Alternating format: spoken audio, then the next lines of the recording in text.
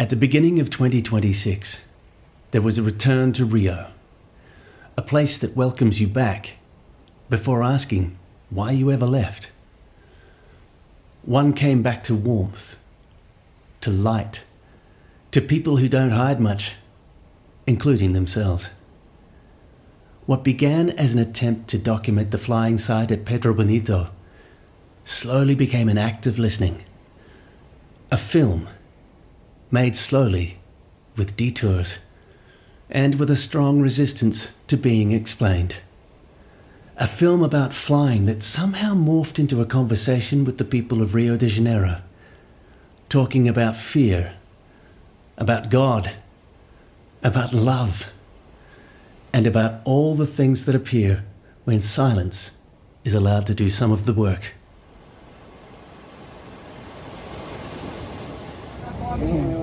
So, let's start flying here in Rio, Brazil. Everybody, you can come here. Wow. So, I'd like to talk about the organization. We have rules with the club working a lot to do it for you guys. When you come here, you can see by your eyes. Rules, organization, a lot of families working, carrying some gliders, folding some gliders, clean the area, some rescues. We have guys working here all the time, working as heroes. Look him. This is a hero. He works here, have a assistant, have hopes organizing to do the rescue if you need this. The procedure is easy. Just have a problem. When we have a problem, this guy knows what problem. Go there by ropes. If you need a emergency one, he called for the helicopter from Brazil and come here with a bombeiro of Rio de Janeiro, and this is the best one for everyone who wants to come here to fly.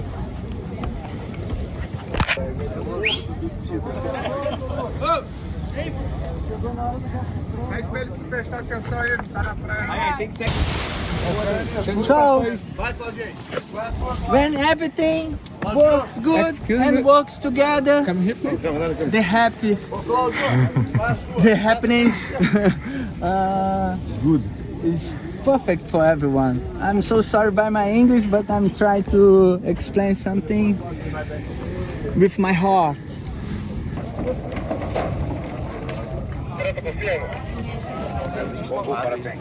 So you can see everyone works together to check the lines before takeoff. This procedure is super important for us, and the instructor or the solo pilots connect, and before takeoff we have a launch officer. These guys checking all connects, saying carabiners okay, shoes okay, everything okay, speeder, helmet, rescue, everything is okay. He organized by radios for another part, and your turn, the guy say okay, have a nice fly, bon voo, and the guy start the procedure. But before this we need to check by the weather station the wind speed. If over the limit is impossible, we work with a red flag. Today is a yellow one, sometimes it's a green one. It's a dream, but sometimes not. We need to wait for the good time to fly. Amazing. Como é que você tá? Tô só explicando pro gringo que ele é organizador lá da Austria. So, do you remember this plate? Not, but it's okay. Flying Christo. So, we have launch officer checking, and we have 3 points, P3, P2 or P1. When it's okay and the conditions are good, the launch officer check and say, okay, this is a range test. Look, organize and check before takeoff. If everything good and correct, these guys do a tap by phone and resist to a firm. If the equipment is okay, is checked and in good condition to fly. Just here or in the paragliding, we have a tag. We have a tag. Please, this tag. And works by the system of club. You know how many flights you do a month, a day. It's a really good one. And the flags. So this is São Conrado Club.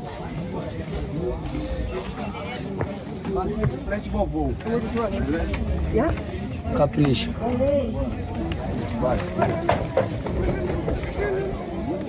Wow. So, let's fly.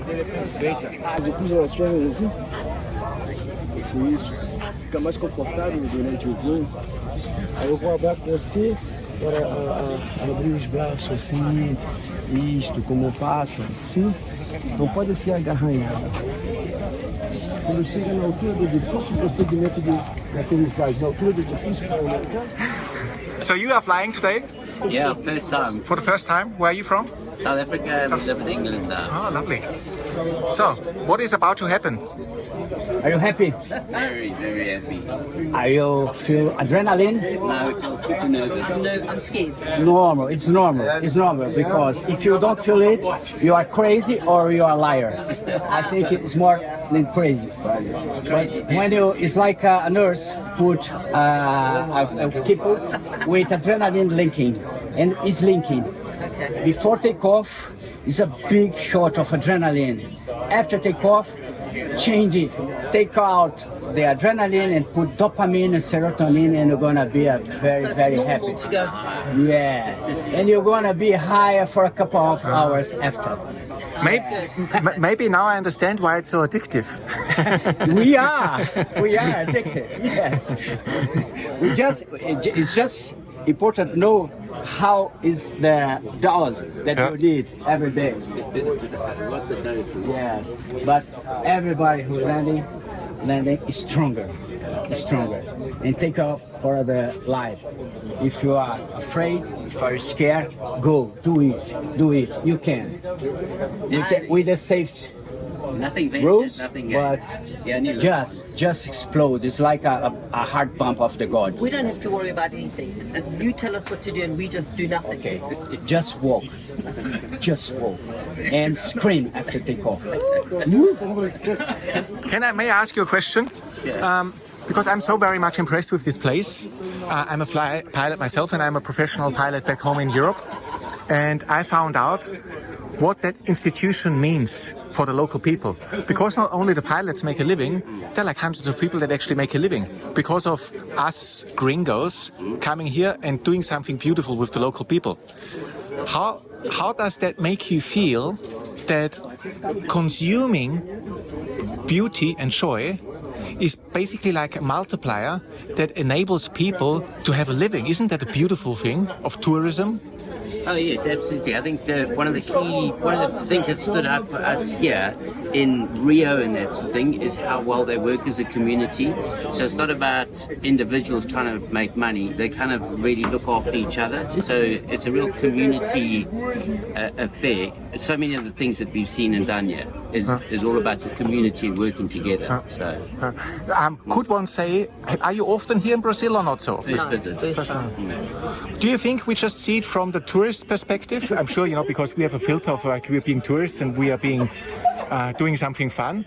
Or do you think it could be reality that maybe us in the Western Hemisphere, Europe or England, like I've been living there, that maybe we could learn something about the social community aspect of being integrated with the other people? Absolutely. So we've traveled extensively all over the world, and this place really impresses because of the community and the way that they work together, and a lot better than some of the countries that we've been to. So very different from Western culture. culture where it is very individualistic, or I don't suppose they work together as much as a community as this place does.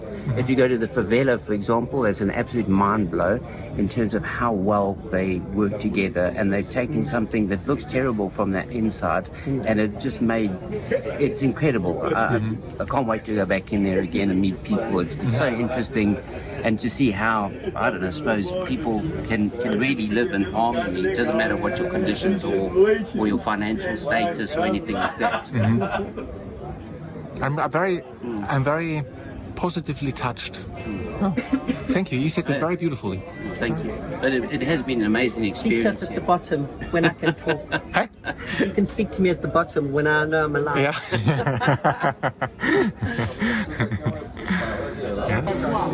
Excited, Charlene? Oh my goodness, I don't know. But you're not having second thoughts, are you? No, I will do it. I'm just scared. Yeah.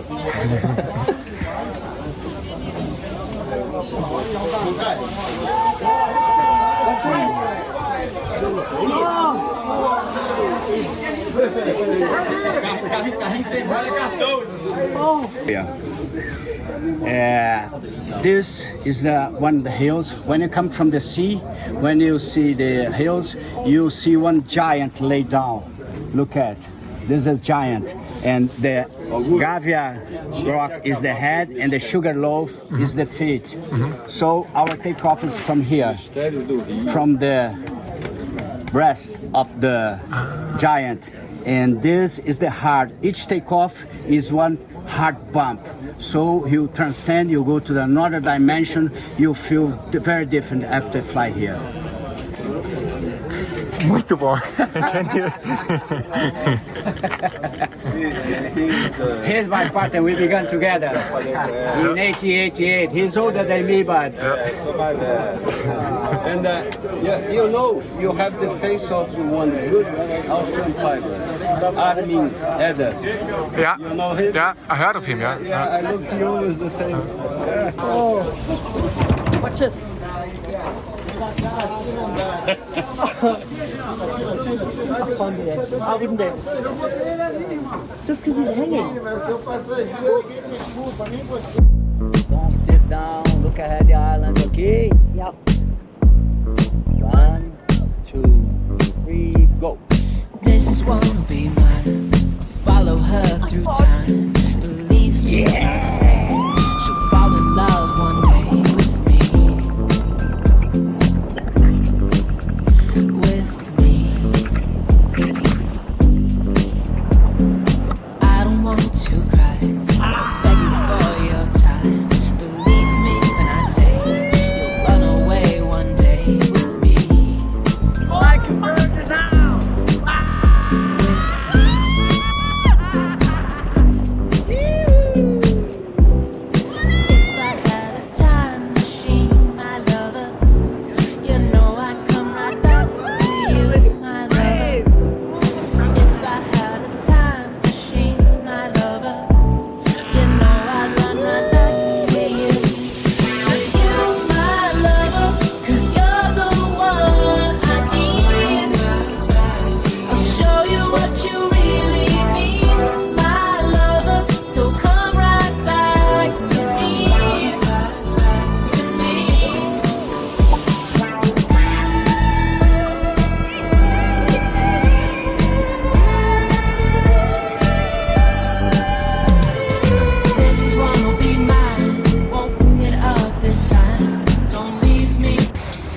It's just a massive appreciation for being able to do something as amazing as this. And meeting people like you that we would never have met unless we did this. It's just coincidental that we meet each other. It's like you learn to trust people that you don't know at all. And like for me, when I went down that mountain thing, it was when he said 3, 2, 1. My brain was going, no. My legs automatically started walking fast to go off the end. And when I went off, it was like and you just had to put all your trust in someone else and the parachute. And for that split second, you look at the trees below, it was amazing. It was simply amazing.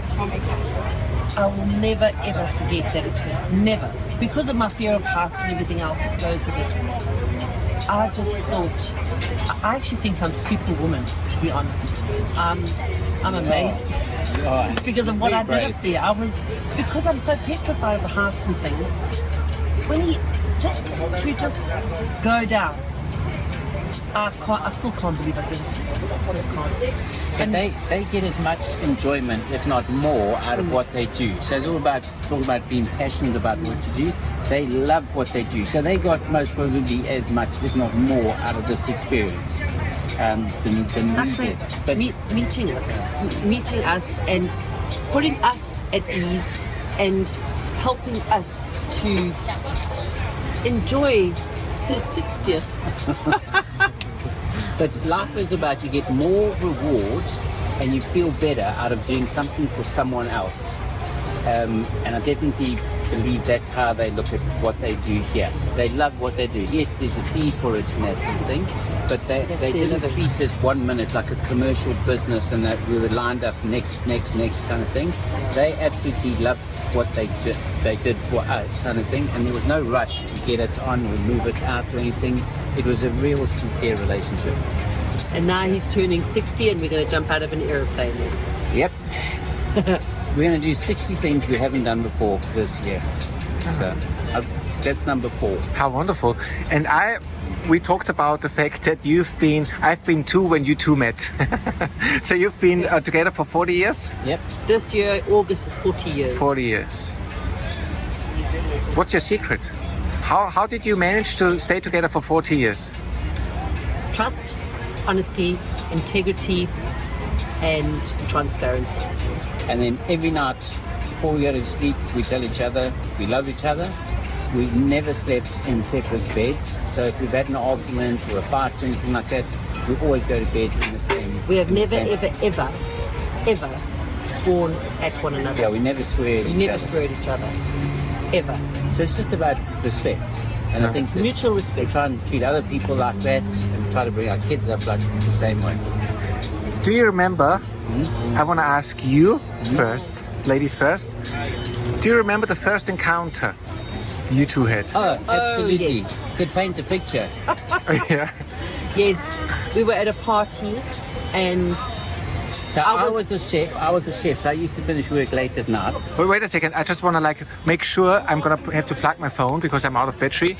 And I want to make sure that the sacred stuff is not put off because of a lack of electricity. So tell me about your electricity. Go. Well, we went to a party. He was a chef, I was a waitress. And so we both arrived at this 21st birthday party at the same time. I was single. He was a toy boy. He played with everybody. No, I wasn't. Yes, Yeah, let her talk first. And I said to my friend, well, everybody was in couples. I said, what am I going to do? And I spotted him and I said, who's he? And she said, oh no, that's the guy that stays with us. I said, okay, so make a plan. Just organize something for us. Anyways, a long story short, Paul didn't like me, but I liked him. And he just come out of the army, so there was a reason to maybe go with the person that adored him. And then we landed up, I stayed at my friend's house where he stayed at, but I didn't know that it was him that was staying in their outhouse. Woke up in the morning and he ran across the garden to go to work. And I said to my friend, who is that? And she said, Charles, it's Paul from last night. I was like, oh my God, look at his legs. And I fell in love with him straight away. Yeah. I didn't. South Africa, you have to do national service. I'd done 2 years of national service, so you literally hadn't been home for 2 years. Hadn't seen many ladies and that sort of thing, so she's not wrong. Anything that moved, I've been deprived of women. Yeah. No, I'm not that bad at all. But He's not literally, I got to the party and Charlie was the only sober person there and single person, so we got chatting, and before he knew it, we kind of, together for, at 7 months, I said to him, can't believe I've been together with you for 7 months, because I never dated boys. Can't believe I've been together for 7 months. And he turned around and he said, 7 for you, 3 for me. I said, what? How does that work? He said, I didn't like you in the beginning, I liked your friend. Her friend had a car, so I knew if I invited Shari, her friend would have to bring her to the house. So, And we're still here. and then as time went by, I realised I loved Shari. Yeah. And yeah, we've been together ever just- since. Forces bring you together, Yeah. and that's just how it works. Before I asked you about how your perspective upon life has changed with years to come, how has your awareness towards that love that you two create together has changed? Oh, I think you just get this massive sense of appreciation. I always say it's not necessarily answer your question, but when our first child was born, that's when I really learned what having a conscience was all about. Because up until then, we kind of lived for the moment. And once you have kids, then you kind of realize that, hang on a moment, there's more to just me looking out for me or me looking out for Charlotte and ourselves. We have a human being that we actually have to look after and bring up and teach and educate and everything. So it gave us a whole new kind of perspective on life. But coming back to what you were saying is about love and growing up and that sort of thing. The longer your relationship goes, I think some people start maybe getting bored with each other, but for us, I think ours has grown this greater sense of appreciation for how lucky we are to have each other, that we can have so much go wrong in our lives, and we've always got each other to support through whatever right or wrong it is, or whatever's happened in other people's lives. We are just We are unbelievably solid. lucky. Like Yeah. nothing will tear us apart. Nothing. And that's amazing. Yeah. And I still look at him and I think, God, he's gorgeous. You know, so And the in fact people that we get meeting him, to, the fact that we get to this age and we're still together and we've got, amazing kids and we've done so much. And it's not about money, it's about just enjoying life, experiencing life, And we meeting kind to people. each other. Yeah. Oh, Yeah. He never says a horrible thing about anyone. And then he always tells me how gorgeous I am. He always tells me that I look beautiful in my clothes. He always tells me he's an incredible human being. And I think to do something like today, I said to him I had to go first, because if he went first, I think I would have died. So I had to go first. And then he came straight after, and it was amazing. We just try and teach our kids, if you haven't got anything nice to say, then don't say Just it. don't say it. Just shut up and just keep your opinion to yourself or whatever, and move on, because no one needs to hear everyone else's opinion of things. Help people kind of make their own decisions. That way they make the right decision for themselves. If you're always passing opinion and you're very opinionated about people, then I don't think that does them much good at all, because they take the wrong advice or they take the wrong message away from whatever you say. So, just for the record, I'm gonna press stop now, but start again, because I don't know about battery status and I don't want to waste this beauty that I just heard. Okay? Yeah. Do you have other ways of communication besides language? Body language. I think body language is the you can tell when, Facial? you can tell when someone's just their general body language and that kind of stuff. How My whether face upset, tells the story. sad. Yeah, our faces definitely tell a story. We don't have to talk. We just look at our face. Yeah. Definitely. Last final question. What are eyes good for besides seeing? Your eyes good for besides seeing. You can look, Like but what- you don't see. What happens if you look into? What happens if two people look into each other's Oh, eyes? you can see sadness in a person's Oh. eyes. You can see sadness in an animal's eyes. I always And you look can at see joy. You can see a lot. in a photograph. You know, like if you go on Facebook and everybody's always smiling, they're sitting with their husbands or whatever, and they're always smiling, but the eyes don't always smile. Yeah. I always look at people's eyes, because your eyes is the soul. It's the key to your soul. You can be smiling or even laughing, but your eyes will give it away if you're happy or unhappy. I don't believe just by doing this doesn't show in your eyes. It's the key to your soul. Well, see. So sorry. Yeah. This is like the beauty of real human interaction and technology trying to capture it. My camera just stopped and restarted. For me, Yeah. I believe in God. I pray every day. I don't have to go to church to believe in God. My parents brought us up saying, you don't have to go to the house of God to be a Christian. You just have to believe in here. So that's what I do. I think that I ask for guidance and I trust in His guidance. And I did pray before I went off the bed. I really did. I just said, please God, keep us safe and let us get to the ground together. But yes, you just have to be good people. That's the bottom line. Have faith in whoever you believe or whatever you believe in. Thank you. Guidance. Okay, come for a swim.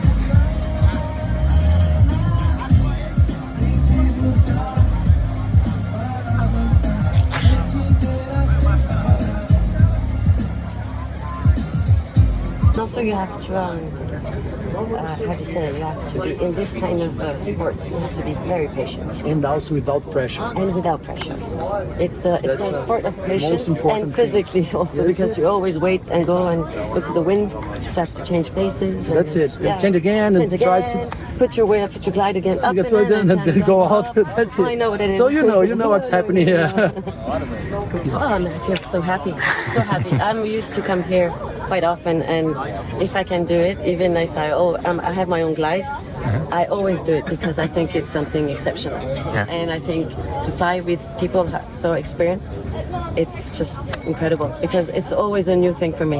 And you fly yourself, you said? Yes, I do, but So you're a pilot. yeah, but I do, coast. Oh, yeah. I better do because I'm always very impressed by Dynamic flights. No, I like it smooth. I'm 51, so I go really smooth. I only go if I feel it comfort. No, that's it. The paraglider, that's it. I have my friend, he's in Angola, and I have my glide over there. And if I feel it, if the wind is okay for me, because I'm a small one, I don't want to have small glider, the small. And I don't like rough weather, so that's why. So I come here. Experienced one, So you know a little bit of paragliding. How would you rate the standard of quality, safety? And, Oh, 10 over 10. Yeah. Why?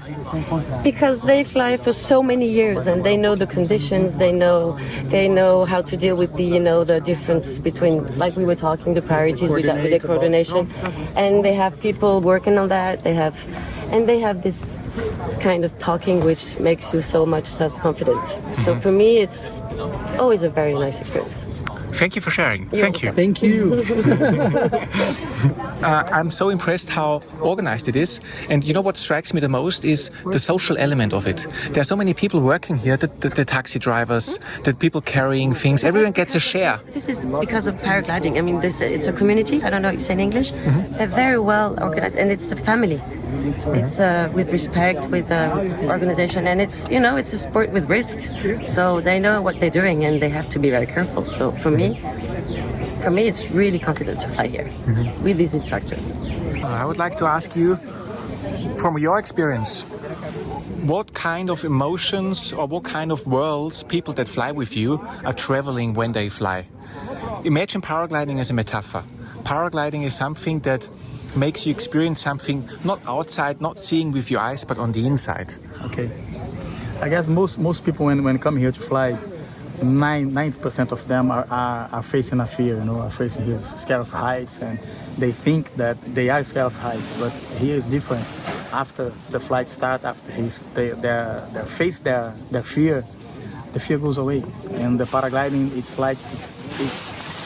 speechless, it's hard to put in words because it's like a spiritual connection with the nature. We are flying with the birds, like a bird, feeling the wind in our faces. One time I have done a paragliding with a pilot of an air, I don't know the name in English, but the airplane? The guy that go with jets, like jet plane for army, for Mexican army. She's a pilot for jets. And after the flight, he told me, Sandro, that's incredible because I pilot jets, for the Mexican army, and today I had the real feeling of flight for the first time. Beautiful. So paragliding is something magical. I liked what you said. When you face your fear, it goes away. Yeah. I guess the best things in our life, it's just after our maximum fear, you know. You have to face your fear. This is so beautifully said. Do you have any other sayings and metaphors that you can apply or paragliding has showed you? It's hard to think. I don't know if you are seeing that, but my English is not too good. No, it's good, you know, but I understand what you are saying, so it's perfect. It fulfills the purpose. The language is perfect. Don't worry. Yeah, I don't know, man. It's crazy. For me, it's a spiritual connection. It's like a symbiosis with the nature, you know. Yeah. You feel like a superhero. You feel alive, and we see the back of the birds flying. I think that some people don't think about it, you know. Who can see the back of the birds flying? So everything that you face when you are doing paragliding it looks like a fairy tale, you know.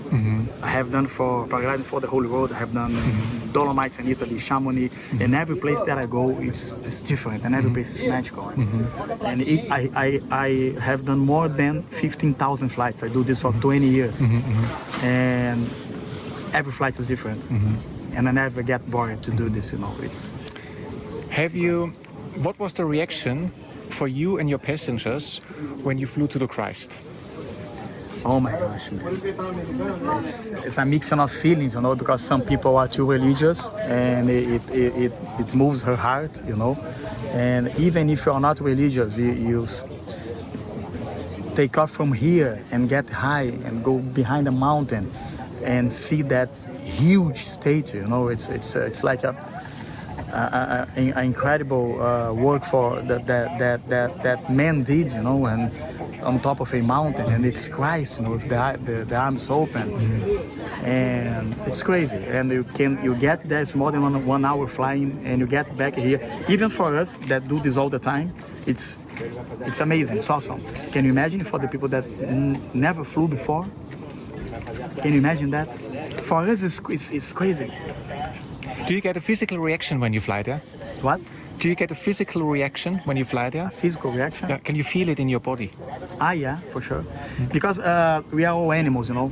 And Sandro, you are so courageous. You're not scared. You don't have fear. No, it's the opposite. I have fear all the time. I do skydiving. I do paragliding, and fear makes me safe. You know, keeps me safe. And fear put adrenaline in our blood system. We are all animals, and when a lion is hunting or running from a danger, he enters in the state of fight or flight. The adrenaline is too big in your blood system, you know, that he is ready to run or to do an action, you know, to run or to fight or so it's the same with us. We are all animals. So the adrenaline makes our body and our muscles ready to action. So you can feel that in your body. And after the flight, all that adrenaline converts into endorphin. So we are not addicted on adrenaline. We are addicted on the endorphin, the happiness hormone that the adrenaline. Are we just animals? Can you understand me? Yeah, perfect. And your English, your way of communicating is very, very beautiful. Thank you. Are we just animals or are we more than animals? Oh my gosh, man. I don't feel that we are better than... I guess we are all animals, but we are rational, of course, and we will have something connection with the universe, you know, and the energy that connects everything, and we are aware of that. The animals are not aware of that, I guess, but I don't like to put myself like better than. I like to respect the whole life, you know. But of course, we have one step ahead on the evolution step, I guess. So the way this step, if I understood you correctly, you described this difference of awareness. So we have a different level of awareness. Yeah. And that's it. Yeah, I guess. But this is how I understood you. Yeah, I guess you're right. We are more aware of that than the animals, but we have instincts, of course. We have hungry and have fear and we can like be tired and you are moved to our instincts, you know. But we are aware of that, so you can choose. That's the difference. We can choose. What is love? What is life? Love. Love. Love. Amor. Love. Okay. I mean, love, I guess, is the most high energy in the universe. You know, I guess hate, jealous, and everything is like love, but it's like carbon and diamond. It's the same. Carbon and diamond it's like carbon, but they are more organized. You know, so you can see the diamond. Love is the whole feeling is like connected when you are full in your life, you know. Mm-hmm. Can you understand that? I am trying to explain myself, but it's hard. Good, very good. Yeah, very, very good. How has you said you're skydiving, facing fears, paragliding? I guess you explained yourself. I wanted to ask, how has paragliding changed your life as a human being, in terms of maybe being able to recognize? I don't want to like give you options. How has paragliding changed your life? Change for good, you know. I love nature and I love adventure sport. I was a rock climber before I do paragliding, and when I experienced flying, being there, paragliding and skydiving are my both passions, you know. And I can't live without this anymore. It's like part of me, you know. It's not changed my life, but makes my life better. That's it. Wonderful, thank you. Is there anything you would like to tell the camera? Oh my gosh, Right now, is anything on your heart, or is there any topic that is very important for you? Maybe we have another lives. Maybe we can get back here when we die. Maybe who knows? But what we really know is the life is too short, you know. So we have to live the life. Have to live the life. Thank you. Do your best, always. Thank you. Thank you, buddy. Thank you. Thank you. He's really good pilot. It's a little bit crazy, but everybody loves him. What do you have to say about Indi? I'm super fan. I'm a super fan. Indiana is for me the best one. He's a really nice guy. He's a philosopher.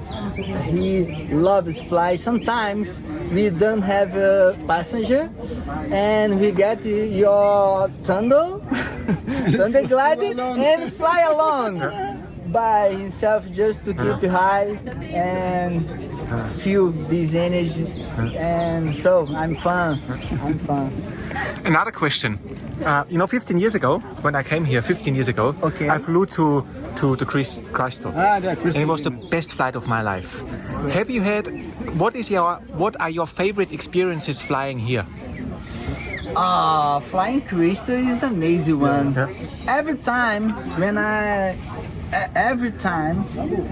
go there, when I get the last thermal and go, I don't know why, my eyes. My eyes. Too much water. Oh, I don't know why. I feel the electricity in my body. And I love tandems, and I have more than 100 tandems flies over the class. Exactly, he's the best one. Every time the passengers cry. It's an amazing experience. I want to share with you my experience with Christ. Okay. I was 15 years ago, I came here. Can I?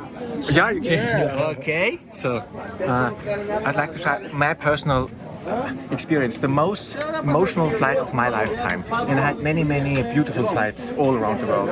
But 15 years ago I came here, and I was quite new to paragliding. I was flying for 2 years, and I came here with this dream that you can fly to the Christ. And when I came here, I told the people, I asked, I was the gringo, how can I fly there? And they're always saying, like, stupid gringo. I had the feeling like it's very difficult to fly there, it's not very often possible. And on the second day, I flew over there to that hill. The name is Cocaine. Flying in the background, and I thought, the wind was like from here, so I had to fly into the wind. But I really wanted to fly, so to the Christ. So I saw some birds firming, and I thought, I'm gonna go there. If I don't make it, I maybe have to land in the jungle. I won't die, but I want to fly there. So I flew there. Then over on the antennas, there were some clouds forming. Yes. I was flying into the clouds, quite high at the compass.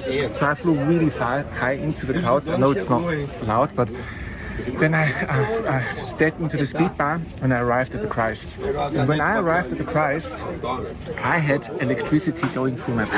I had electricity between my toes. You know, the people were there cheering, and I was arriving on the height of Christ. And it was the most, in terms of emotions, the most amazing experience of my lifetime, besides with another human being. This was the most amazing paragliding gift in my life, and I'm very thankful that I was able to do that. Great!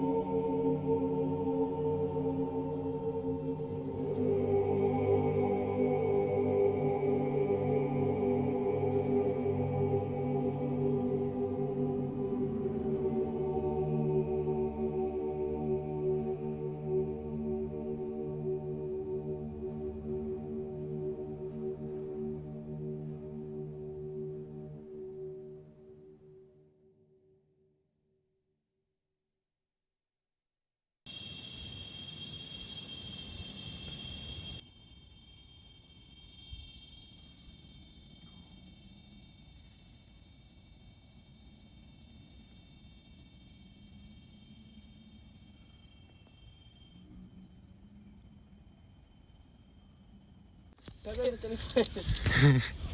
É como? Prende aqui. Aqui assim, ó. Aqui.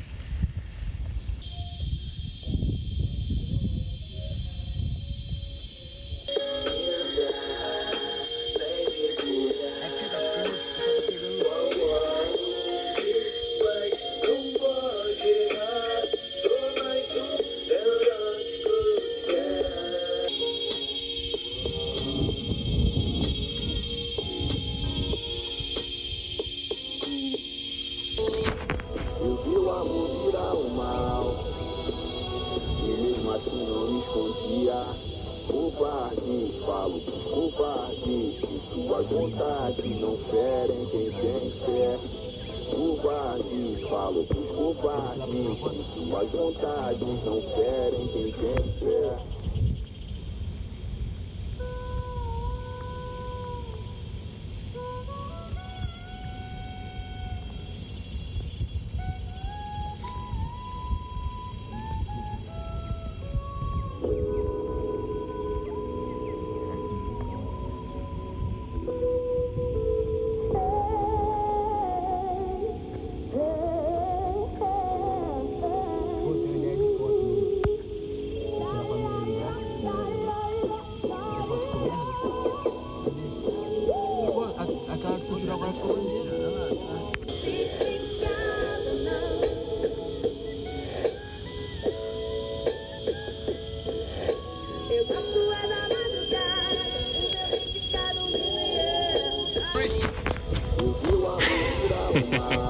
One more time, please. Good, very good.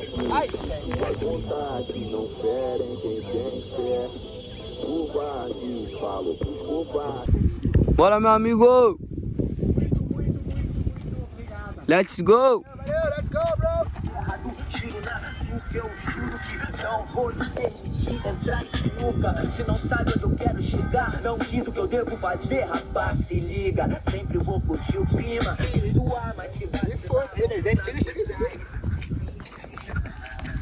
Ei, bora lá, Bro! You very crazy, bro! Esse cara é maneiro, viado. Eita, moleque! Esse cara é muito louco, mano. Esse cara é maneiro, velho. Esse cara que vive pra caralho, pedra, mesmo. tá ficando maluco? Veio da pedra aí, doidão. Esse cara é doido, viado. Qual é, mulher? Mas ele é maneiro, velho. Esse cara, a vibe dele é da hora, velho. Ele vai bater na pedra, moleque. Vai não, cara. Pô, certeza, cara. Fica tranquilo, mano. O cara é sagaz, mano. O cara é esperto. O cara é esperto. Aí pelo que parece que tá perto, mas deve estar longe pra caralho. É, pô, o bagulho é rápido. Olha lá, jogou. Dá zoom nele, dá zoom. Ah, aqui o máximo é 3. Pô, e tá longe.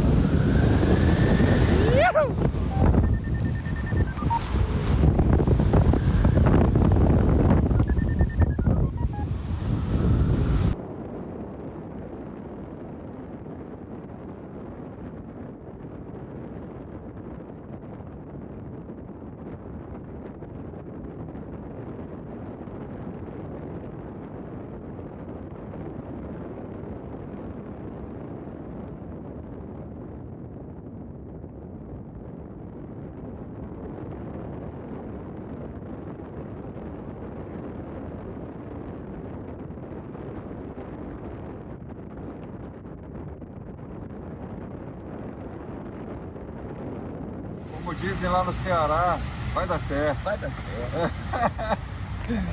Valeu. Boa, Bonita. Enjoy Rio. Cara, ficou linda a foto. Valeu, me manda, Betinho. Pega e me manda. Caralho. Valeu. Aí sim, Bonita. Aí sim, final do ano. When you worked here as a tandem pilot, what implications had it on how many people? 8 to 10 people. One start to get in the glider to put in the car. The other one drive the car up. The other one is the owner of the car. The other one take the glider from the car and get the stairs to the top. And the same that drives ring up the glider. When I take off, there is one guy waiting for me on the sand to bring the glider from the sand to here. And then The check on top? Yes. The check and the help on the takeoff? Yes.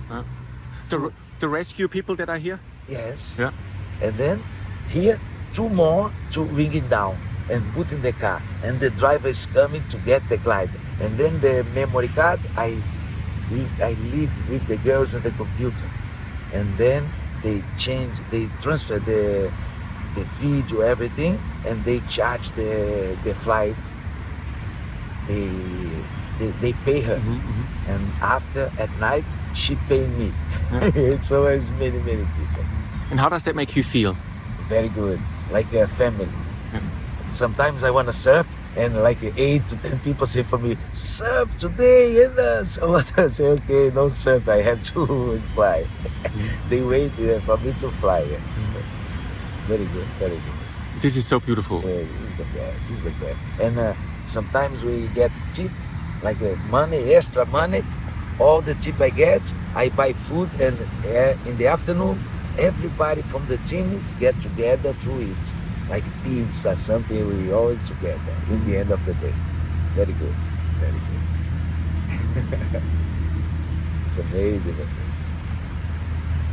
Because getting money with the sport is amazing.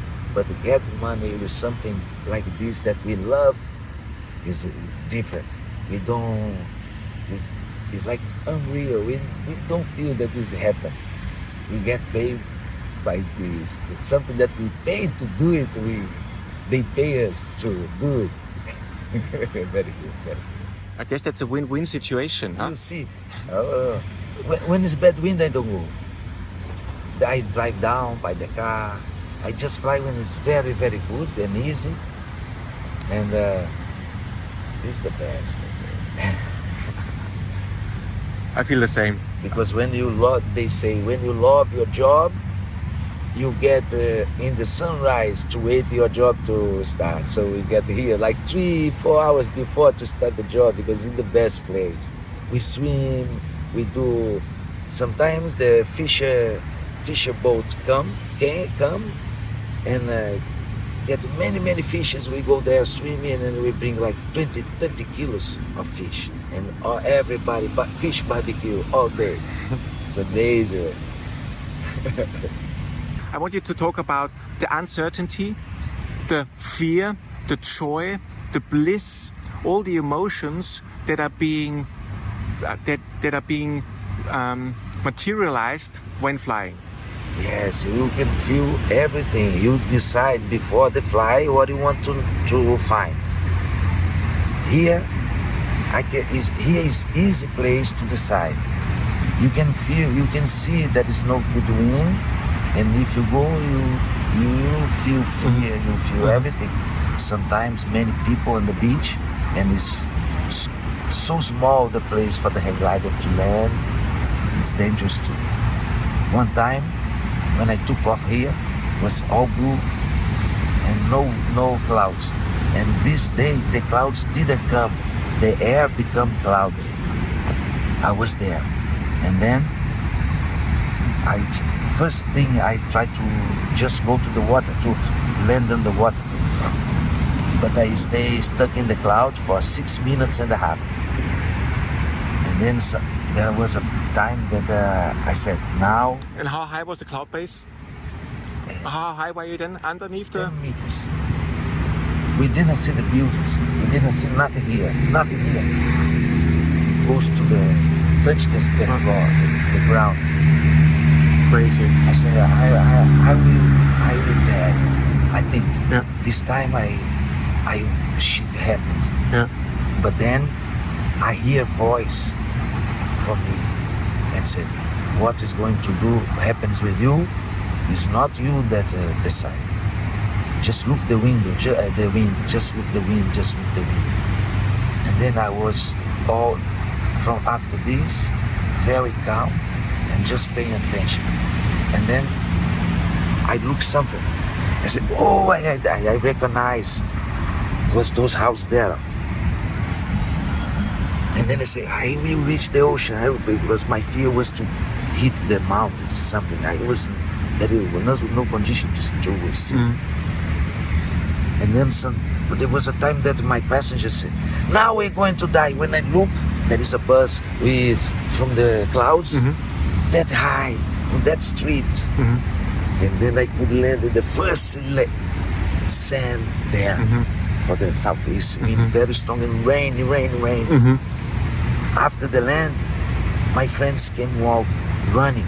But before this, they went there, and on the way back, rain very strong. They was crying. Said, "Fuck, he fucked." And then he found a little girl, like 5 years old, and the girl said, "Look, look." When they looked, they saw me. They ran, but when they looked to the girl, there was no more girl. There was no girl. And a very weird story. It's a miracle. And I was a record. I have this in the movie. It's very, very good. And this place is a San Conrado. It's a Conrado Sant. In memory a sant. And many, many things here happen that you cannot explain. People, they help the people here with the flight. That is amazing. They cannot tell what's happening. Like a hang glider break without parachute and nothing happens. Something like this that we say, oh my God, the other place is a strange place. With me, I even heard it was a miracle. It's very good. Thank you so much. Yeah, very good. For sharing this. Yes, thank you. It's the fly. It was good for you to understand that it's a special place. I already found out. Yes. It's just something more to. Yeah. Yeah, this was a very beautiful decoration of a beautiful picture. Yes. Very good. Very good. So good. Huh? Many things here happens. You say, oh my God. Sometimes strong wind came one day. 3 paragliders. Yeah. In the video, he was this and back. Yeah. But very good. They landed on the water somewhere else, very far. Yeah, but I guess, there's always this risk because no one can anticipate that all of a sudden, I had this a couple of times, but not close to the ground, high up, that you're like, and this is so beautiful when you are there, when a cloud is born. Yeah. This is to me always so magical, this moment. I love it. Oh, yeah. Yeah. How do you feel about flying clouds in general? Do you like flying into clouds sometimes? Yeah. It's the best. Tell me about it. In the hang gliding, when we use a hang gliding competition, we race with the friends from here to the Christ and back, and between the clouds, inside the cloud. It's very good. It's the best on the fly. Is the cloud. Yeah. When you reach the cloud. Yeah. What I like as well so much is like when you of course you have to think and be very careful and not be an idiot and go with 20 people at the same time into a small cloud. But so when everything is decided to go, I go in, and then when it becomes darker and darker, and you lose your senses of seeing, and you have to only hear and feel your body and just feel. Yeah. And especially when it's then a little bit turbulent inside, and then you really see like your body is like reacting, and it's like automated. And then when you are being spitted out somewhere, and you find yourself in a 3-dimensional layer of what is so surreal. Yes, take a little time to. For you to realize it. And then there's the fear a little bit sometimes, like when I think, I hope I didn't fuck up now. Oh, this is my last time in the cloud.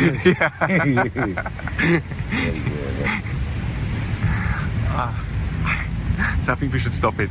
Thank you. Okay, my friend. So, still being intrigued. So as soon as you heard that voice, you were calm. Yes.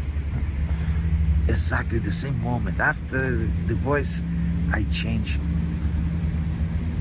the way I was. Everything. I was calm and no more scared, and I didn't think about the death again. Mm-hmm. How convinced me. Mm-hmm. I didn't think that it was doesn't matter this voice. Mm-hmm. No, I said, oh my God. But on the time, I didn't think. I just changed and then just respect the voice. Just after the flight that I realized what's happening. Mm-hmm. But in the time, I changed. No more scared. Look for the wind. I don't know. They say, look. Your part is look for the wind. Mm-hmm. No more than this. Mm-hmm. Pay attention of the wind. Mm-hmm. How was the feeling? When did you flared out and landed safely? Yes, no. I took out my helmet. I threw my helmet to the air. Like to the gods. Very good. Was in the movie. Yeah. Yes, I did. And there was like a 10 surfers smoking marijuana, and there was the way I was going to land. And then I almost hit all the heads, but I don't care. I was alive, don't care. Then I threw the helmet. I didn't look for them. Oh, this guy's a crazy guy. Because nobody landed there. They sent the finish there like this. I landed this. The first one. I have to use the lift. All the street. I put in the lift like 10 meters of the ocean. And I strong wind with the rain. And I landed the first. So, I don't know. I was praying to go to the ocean, and I was there no wet, everything. And how was the passenger? The passenger was my friend, no pain, was my friend from the other city. How was the passenger's? No, wait. One question. How was the passenger's life changed? Nothing. During the video, I was, oh my God, it's fucked. And he was, I give a hug for my friend. I wanna give a kiss for my mother, for my grandmother. I said, oh, shut up. And no, very good, I'm very happy. I said, my friend, please, shut up. No, my mother, I'm here, Rio de Janeiro, mother. I said, oh my God, we are going to live. But isn't that a very good example of how we can live in our own realities? Yes, you know? He was in other reality. It was a very funny day for him. Yeah, but because he didn't know. He didn't know better. Yeah. But you know, the next question is like, how often do we know?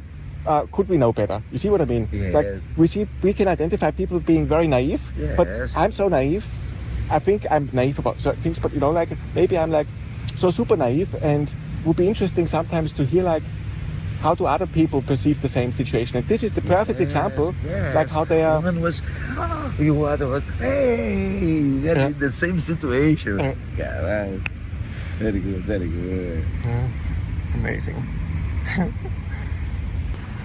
Before the voice said to me, my passenger say, it's getting dark, it's getting dark. I say, wait, yes, but I cannot see nothing. It's getting dark, it's getting dark. I say, yes. When I look, was that mountain, that black mountain. I was going straight to hit the mountain. And then when I make the turn, I look if I want to hit the tip of the hang gliding, touch on the little small flowers. In like this to get the cliff. And after this, I say, I'm going to die. And said, no. Okay. I was wondering if I was reach the ocean. That is on the hang glide, it's very bad to land on the ocean, but better than hit on the mountain. No, it's so funny because for you, this was a life-changing experience that you've shared with me, and it's so beautiful. It lasted, you think about it, every day since 15 years, because it was so unique to you. And for the other person, how did the other person experience that? Oh, something normal. Like a crazy thing that he did in Rio. He glided. He didn't know anything that happens, nothing. I said, hey, my friend, shut up. Don't you see this cloud? I love the clouds. I love the clouds. Shut up. I need to concentration, my friend. No problem. Oh. Something was prepared to save me. I don't know. Something was preparing to save me.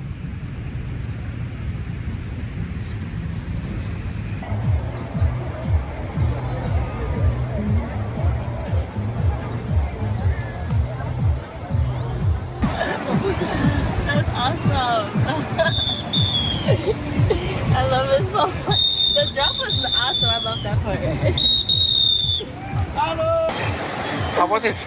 It was a really good experience. It was nerve-wracking. I think we were there for like 2 hours before we could fly off because I guess the winds had to be perfect.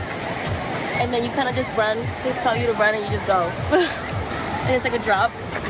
And then after that, you just soar and you just take in the beauty. There's some drops in between, but it's pretty easy going, and I like the little stomach drops. It's nothing too bad. And was it easy for you to trust someone else? I would say, yeah. He said he's been doing it for like 25 years. Yeah. So I felt pretty comfortable.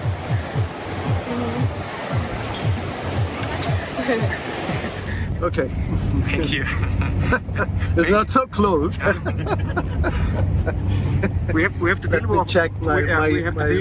what we have on offer. Indi, I'd like to ask you a question about your profession as a tandem pilot. What element is sharing emotions? What's the importance of sharing emotions? Yeah, I think that for me is the passion, and I got so many passengers during the years with so many different needs. Sometimes people arrive here just for a picture, sometimes to challenge themselves about fear, and yeah, it's a way that I find to help people. It's a little bit psychological, environmental, because you face something that you really wanted, but you never did it. And fear and desire is sometimes as the same, you know, and people need to challenge themselves, you know. Can you give me an example of how many years have you been flying now? 32 years. Tandem for 28. Do you still sometimes remember events in the past that have left an imprint in your human heart, soul, body, whatever? Yes. About 2 years ago, I got a call for a girl that she wanted to fly, and she called me, hey, what do you think, Saturday or Sunday? And I say, Saturday is a little bit overcast, there's a lot of clouds, it's possible to fly, but maybe Sunday will be an open day, blue sky, beautiful. And she say, okay, yeah, we can fly on Saturday. I say, yeah, but I want to repeat for you, Saturday will be very cloudy. And say, yes, I want to fly on Saturday. I say, okay, we start on Saturday morning, overcast, a lot of clouds, and this day we can fly on the ridge. It's beautiful, near to the cloud base.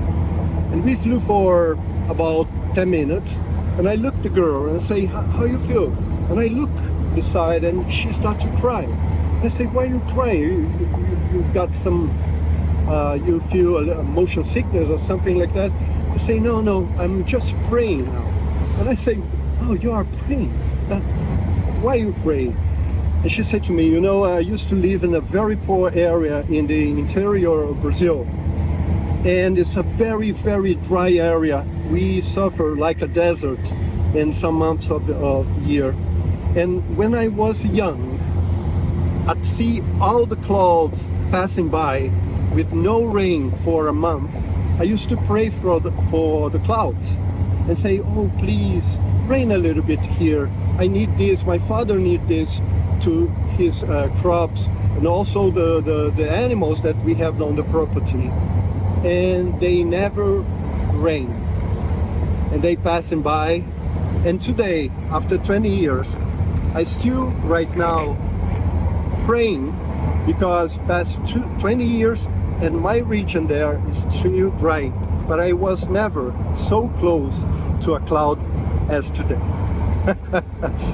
Imagine this, she chose to fly in a cloudy day just to pray very close to the cloud and ask, please go there and rain on the property. It was great. But isn't it quite interesting? Couldn't one say that sometimes we have preconceived idea what people want? Yes, yeah, for sure.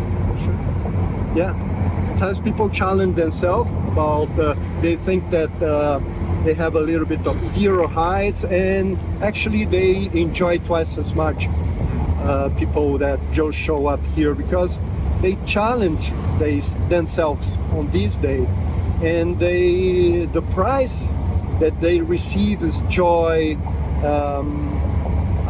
Yeah, it's a beautiful way to do it. You know? What would I've been other people on the takeoff, when they were praising you, they were going on about philosopher, meaning you. What do you think? Yeah, in USA, people bring their nickname a sky philosopher. Yeah. But yeah, it's just because I like to talk with people, and sometimes, as I believe, God can bring you a sentence. Doesn't matter what religion you follow. But sometimes you are walking in the street and you read something, and this change your day. And sometimes people are very struggling up to the launch, a little bit nervous. And I give one or two beautiful sentences, and people say, wow, it's like a philosophy, but it's, sometimes I say a poem, and people this change the mindset. You know, I used to talk about Rumi, is a Persian poet, and Rumi says one beautiful poem. He say, "Dance as thought, nobody is watching. Work as thought, you don't need the money. Live as thought, paradise is here." Seems that you must enjoy the moment and be open for the moment. And another thing that he said on this poem, he say, "Love as thought, you never been hurt before." And when you say this for people, they knew that this is a present moment for them. It's a gift that they have on this moment to challenge themselves, to face something that they really like, you know, and it's magical. People enjoy all the time, you know. Thank you for sharing that. Okay. In that unique position. Okay. Do you have any other lessons for your own life that paragliding delivered to you? Like metaphors? Metaphors. Let me think. Or sometimes when you fly, do you apply metaphors in order to navigate and make decisions? Like when you, for example, outweigh risk. I think that the paragliding, it's a kind of sport that brings you to the present moment. And you are not in the tension mood, and you are in attention mood. And when you shift and you are there, and it's the flow. It's something that people describe when they are surfing or scuba diving, and suddenly your wing, your equipment, and the environmental, you are one. There's no different, no distance, you know. And I use paraglide for daily meditation, you know. I use, when I fly with people, I say, you know, this moment is very special. I want that you, as you know, is so special. And life sometimes don't bring us a moment like this every day. And I want that at this moment, we silently just look around. I give you 1 minute just to remind this moment right now. And in a day that you are struggling a little bit in your daily life, you can remember and take this as a seed for joy. And this, I promise, will change your day on it. And people, I saw many times, after this minute that I give to them during the flight, they start to cry, you know? And this is very special. I want to share this with you. Thank you. Okay. Thank you so much.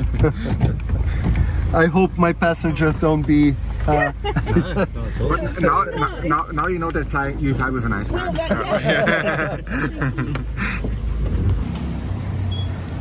Your flying friend you talked before, who asked to turn the camera around. Yeah.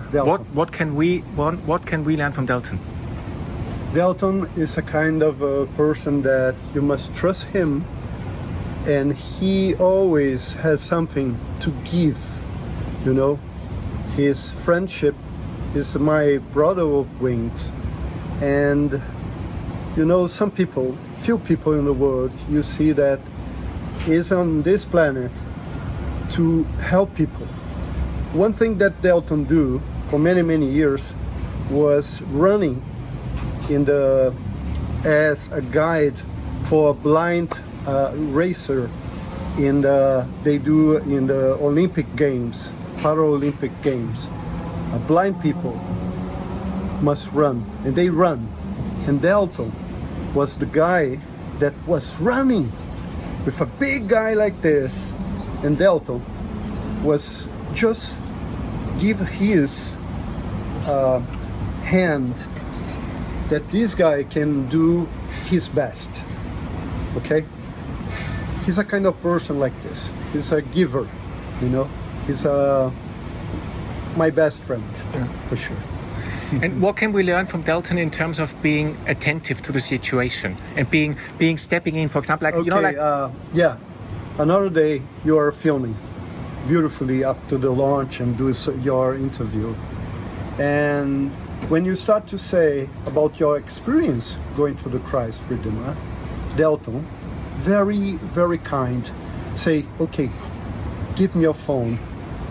And as like this, he said, okay, do it, talk about, and give you the opportunity to be here, and people saw you and saw your eyes, saw you telling about your experience. This is very kind, you know.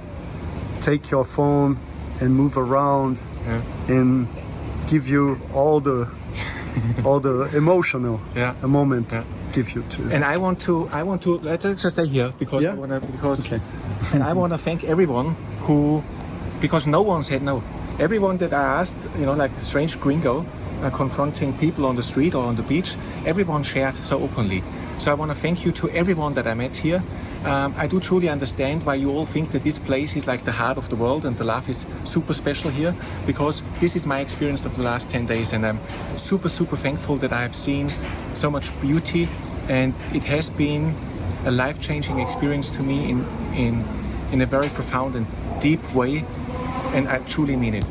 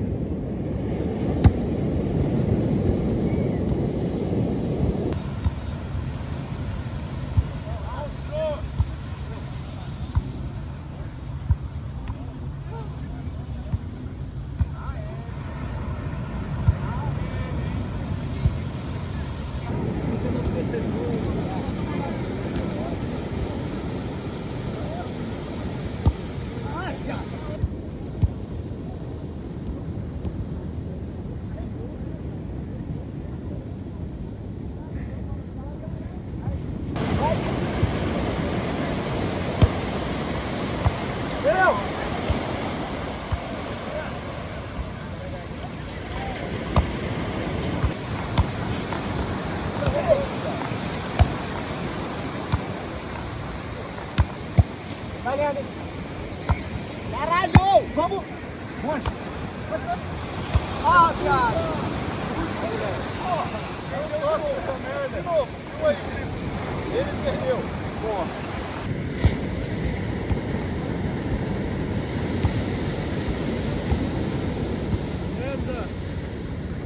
I was watching you. It was very beautiful to see the playfulness, you know, the joy. What comes into your mind when you think about friendship? What comes into your mind? Like, how would you describe the feeling when you play together with your friends?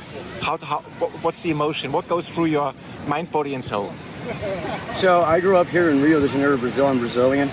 And I moved to Los Angeles then 6 years ago.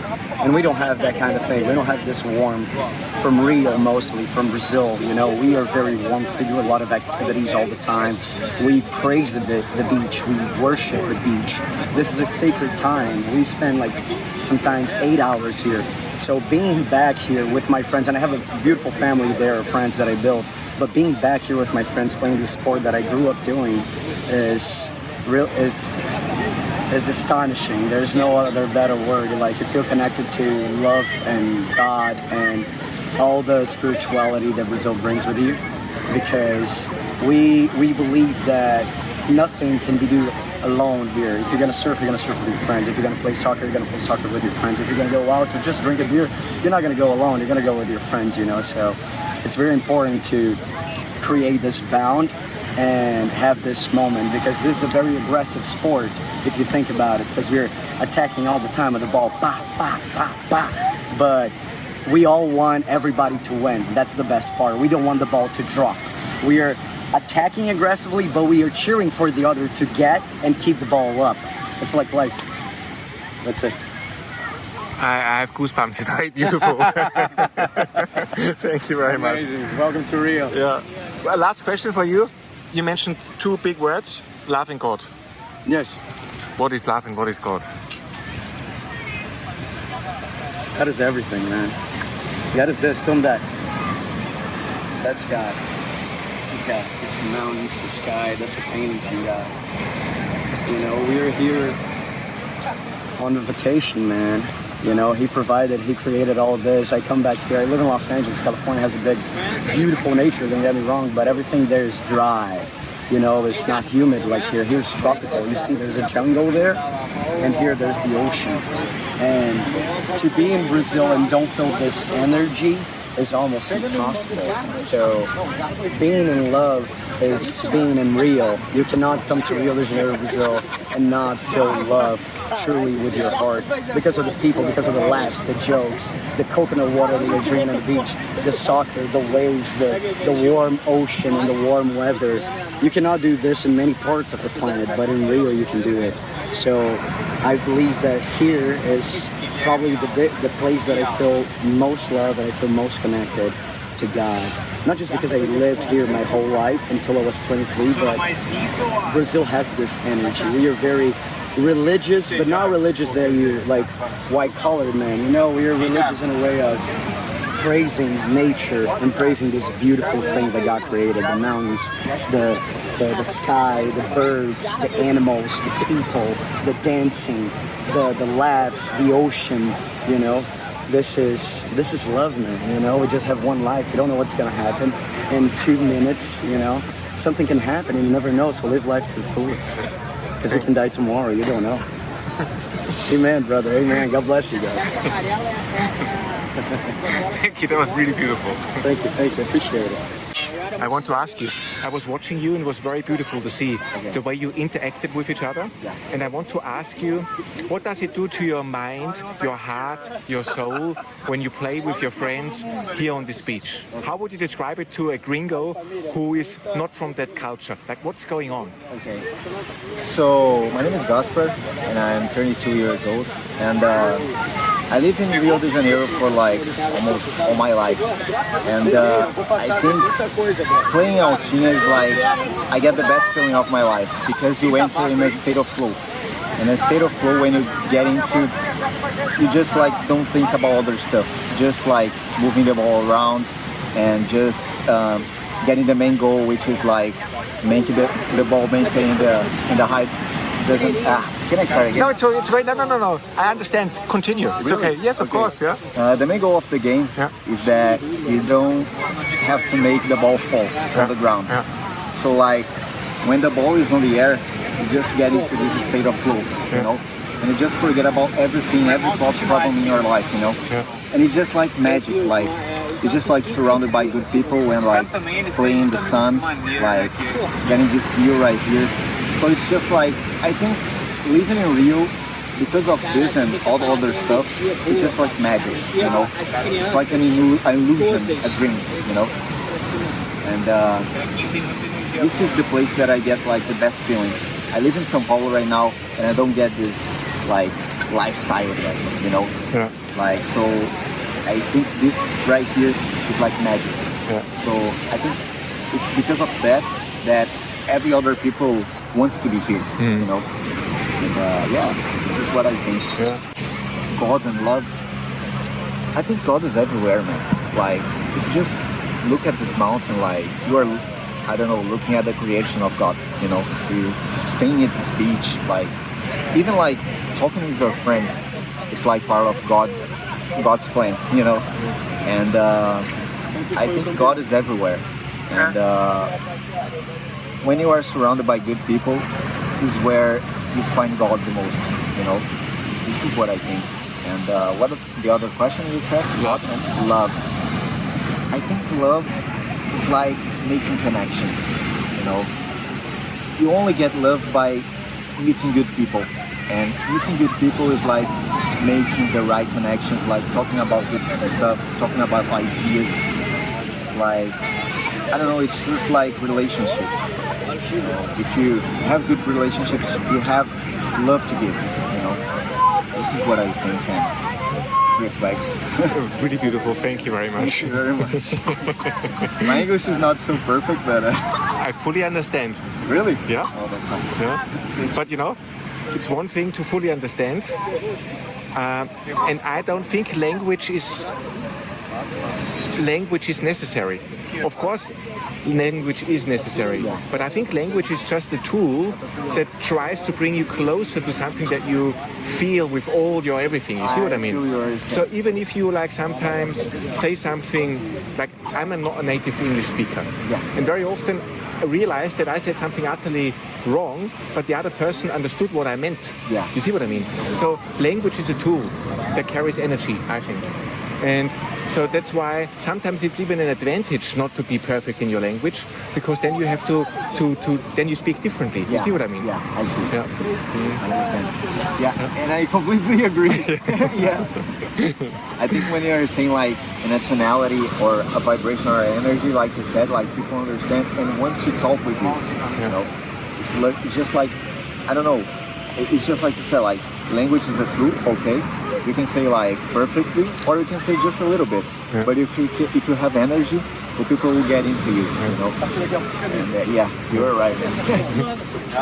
What do you think about, you know, like when you think about that language is a tool? Yeah. If you think about, if you broke your leg, you can't walk anymore, but you can use crutches to walk. Yeah. You know? Exactly. And in a way, language is a crutch to walk.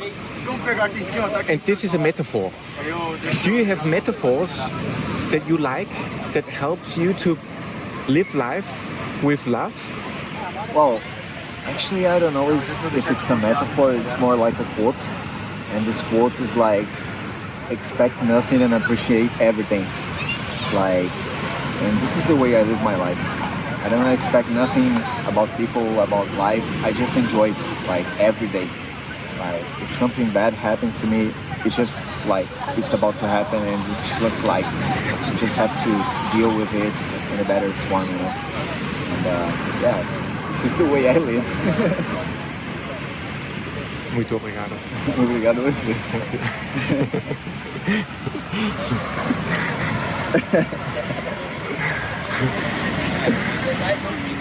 Yes, more like not altinha. Altinha is like I'm learning now. Yeah. Today was my second time playing. Yeah. What is this? Is it very difficult to play?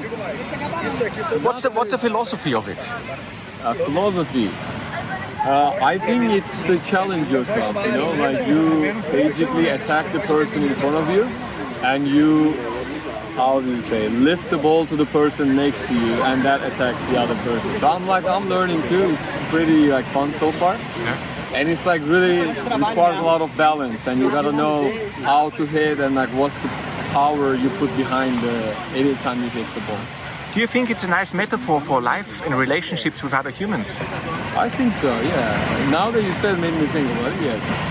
Because you have to find the balance, and this game teaches you a lot about balance, I believe.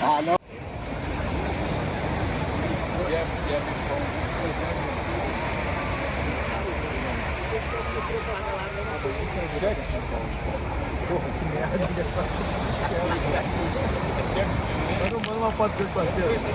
Pra caralho. Tá levando pra caralho aqui. Mais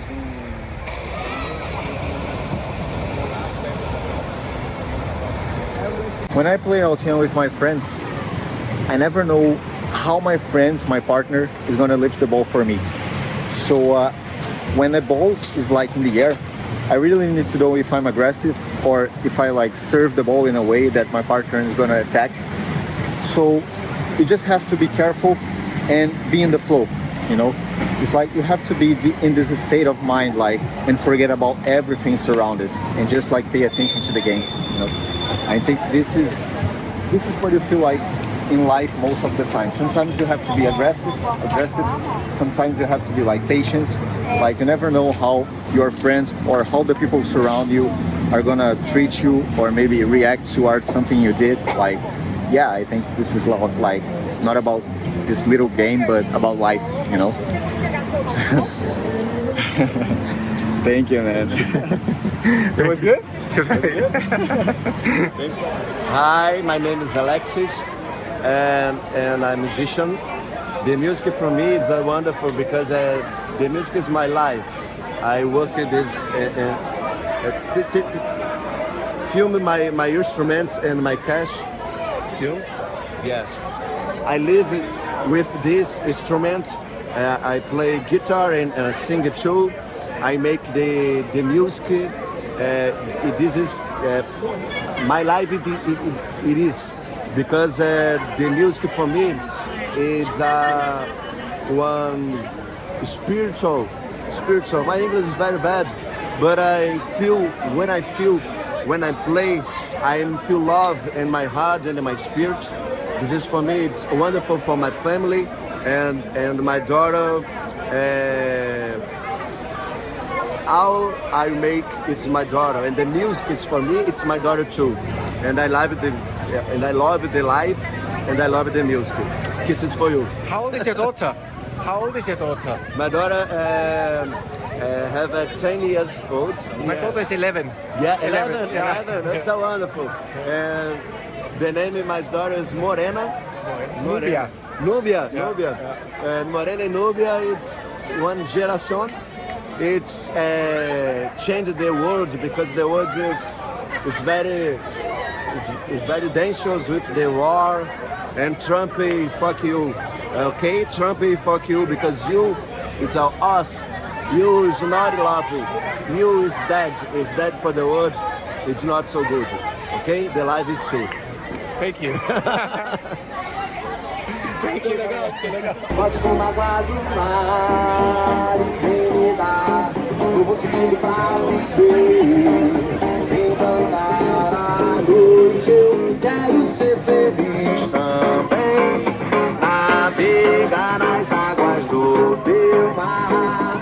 Desejar para tudo que vem. Flores brancas, paz e manjar.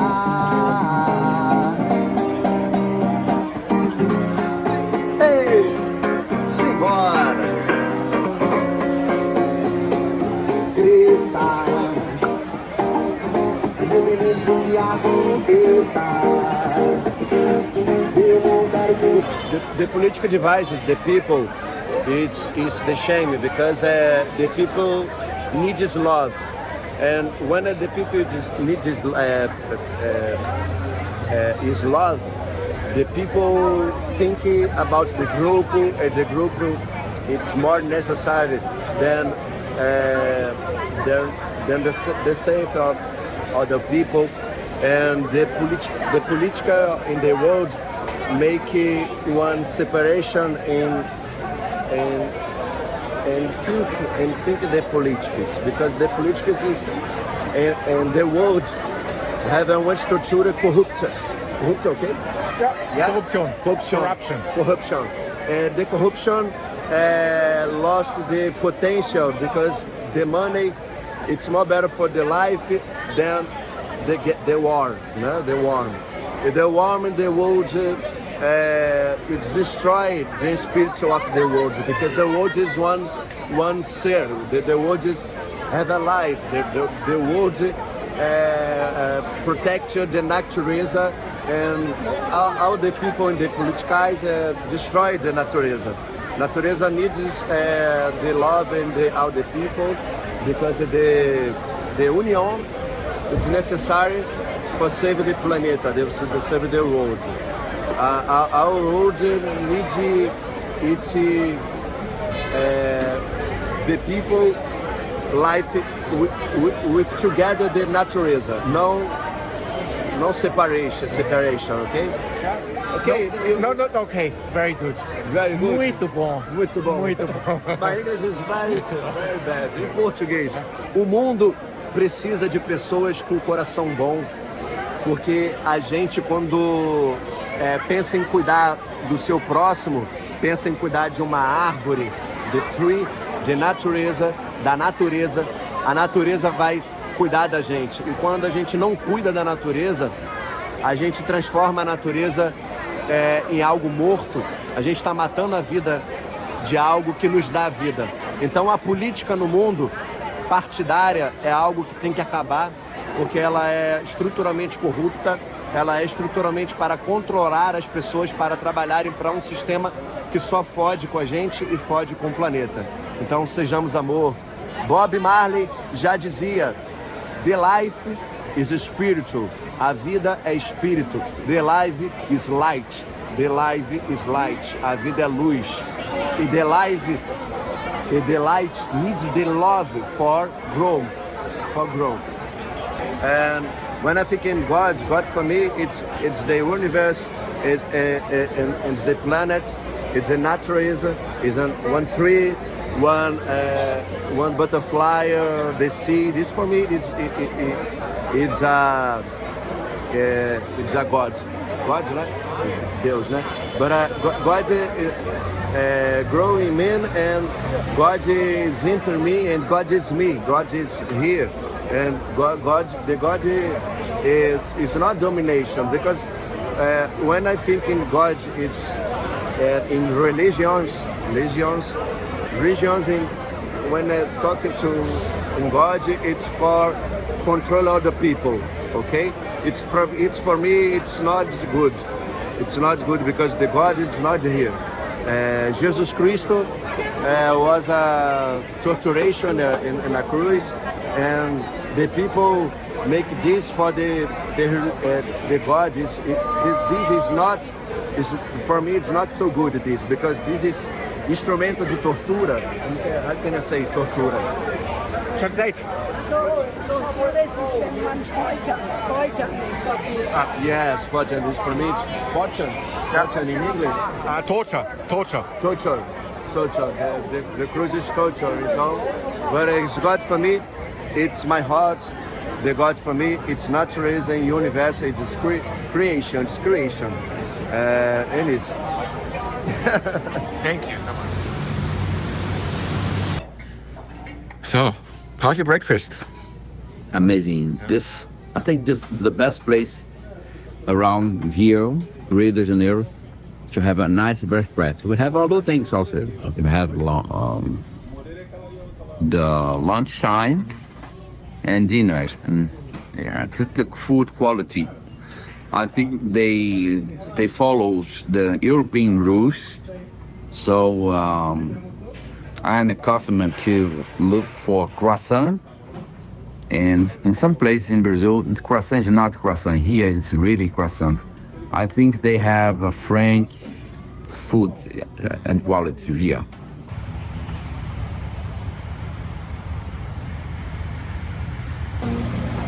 Para mim, cozinha também é isso. É amor, é cuidado, é carinho. O ato de servir é o maior ato de amor que existe no mundo. Eu faço isso com muito amor e carinho sempre. Obrigado. Obrigado pelo seu carinho. Muita gratidão. Isso. Filma ele não? Ele vai aqui, vamos lá. Sem cair. Vou querer. Só de 750? Só de 750. Quantos pacotes? Os dois e aquele redondinho pequenininho. Qual? O do top. Ah, eu vou o de plástico, né? Isso. Tá. Quantas embalagens você quer? 2 pacotes. Só 2, tem certeza? São 3. E mais, e 4. Ó. E...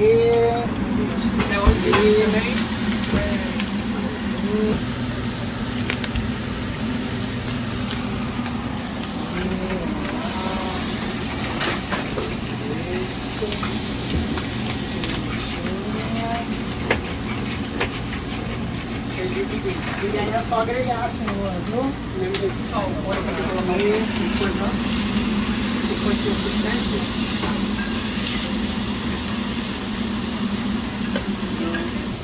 Vou dar um.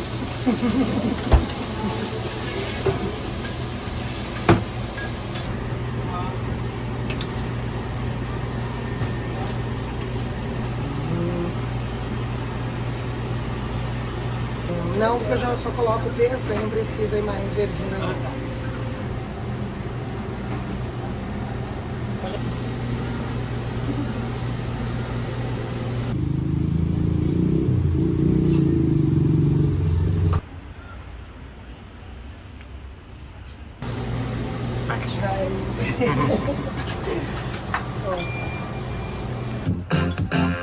I better take cover.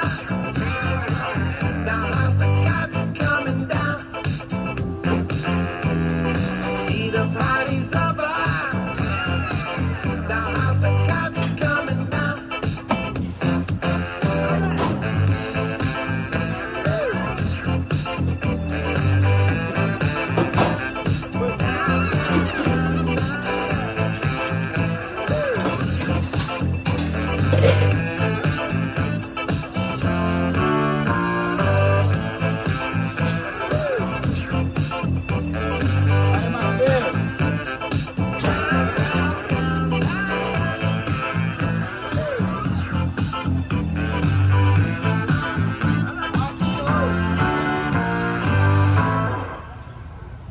Seca ela aí, seca.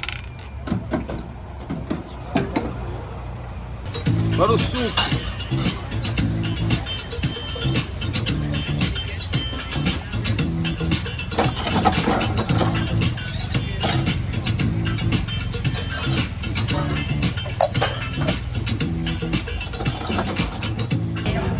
And I always have in mind that God is everywhere.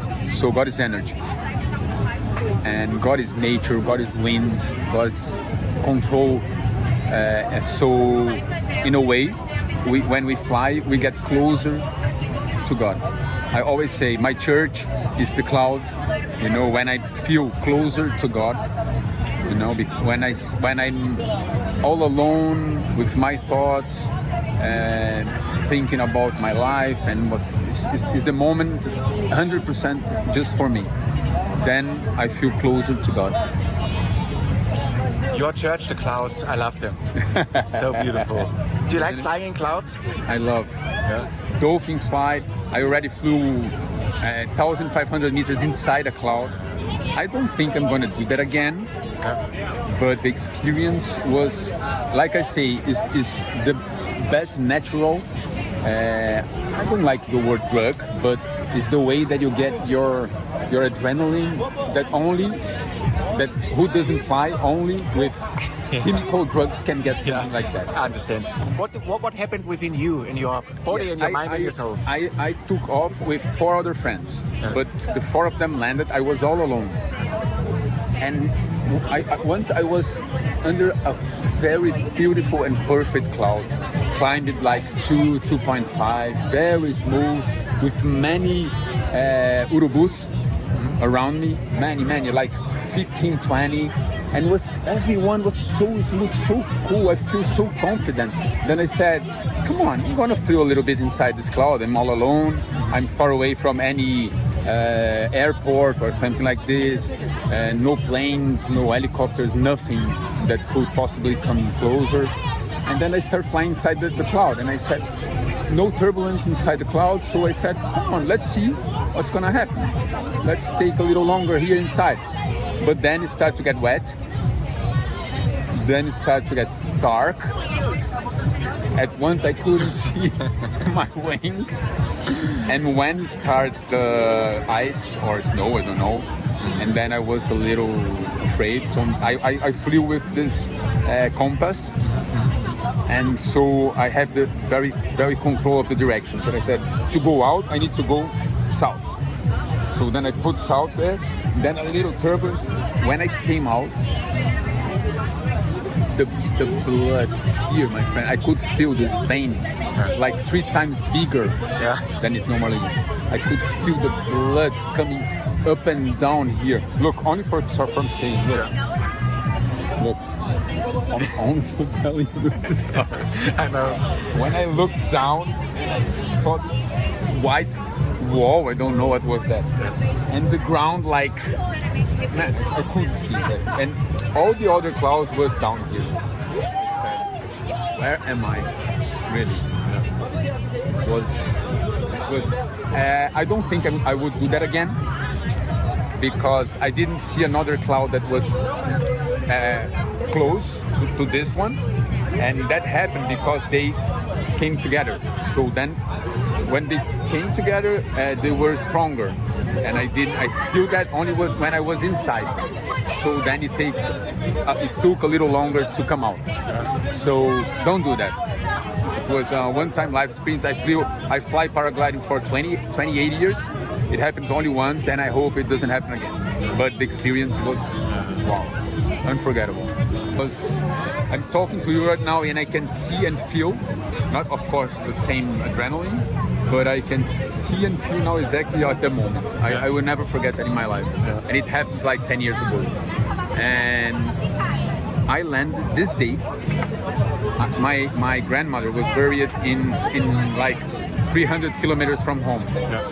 I land, but I didn't feel. I feel this day like 120, and I landed on the side of the cemetery that she was buried. Can you believe that? I didn't plan to do that because it wasn't a day to fly so long, because I think I did that only because I went so high on this cloud. But I landed on the side of the cemetery she was buried. It comes back sometimes when you see something. It's like when you have very beautiful and different experience flying.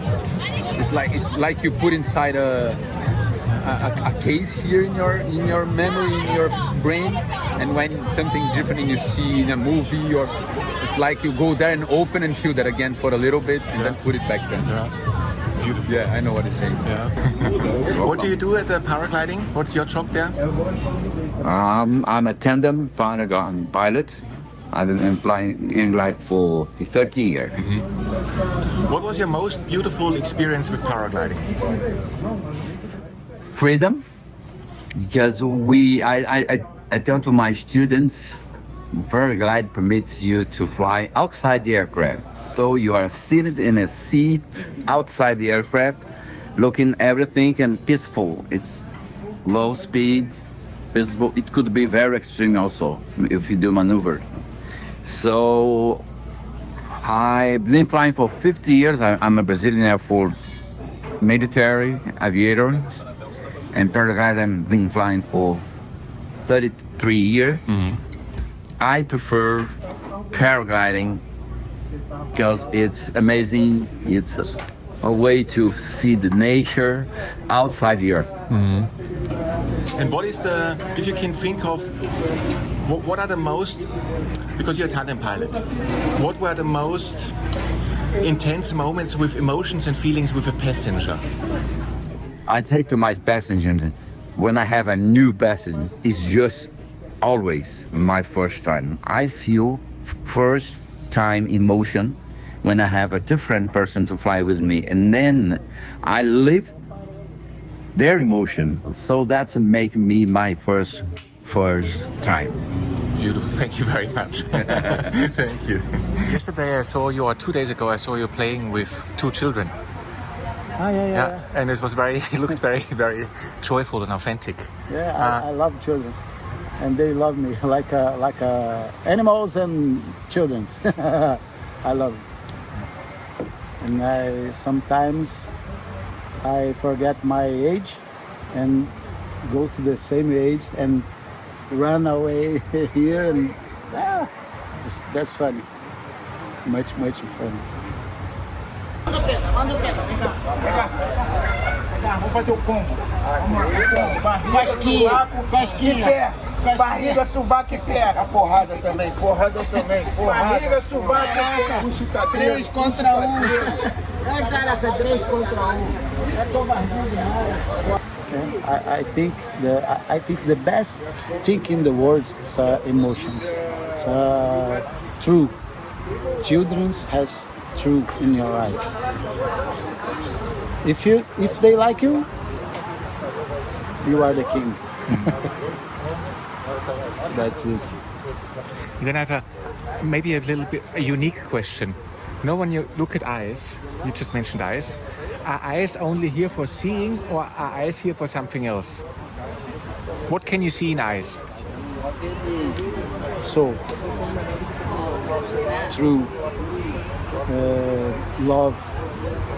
Eyes is very important when you look the people or children or old guys, look the eyes and you see the people.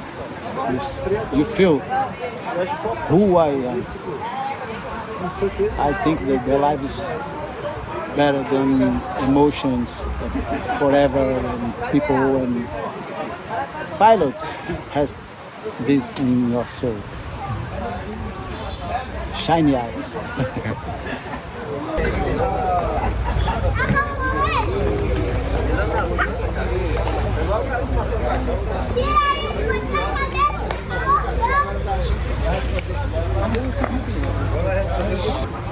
Do you believe in God?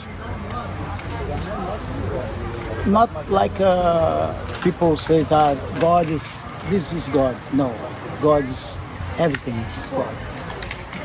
People is God, the animals, plants, trees, the universe is God. Not God for humans, but everything is God.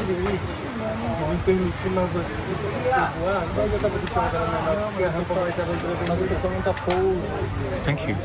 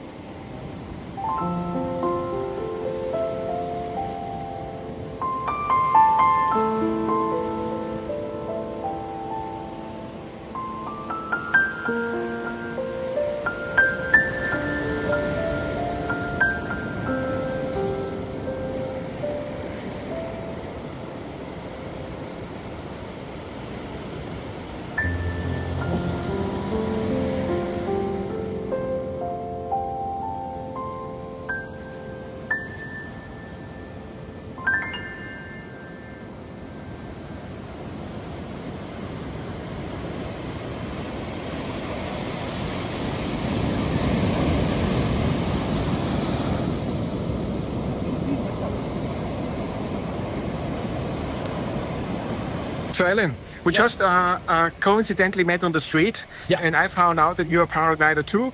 And I would like to ask you the question, what has paragliding taught you for life? Oh, you know, it's about fly. It's about freedom. It's about getting contact with nature. It's about getting contact with everything.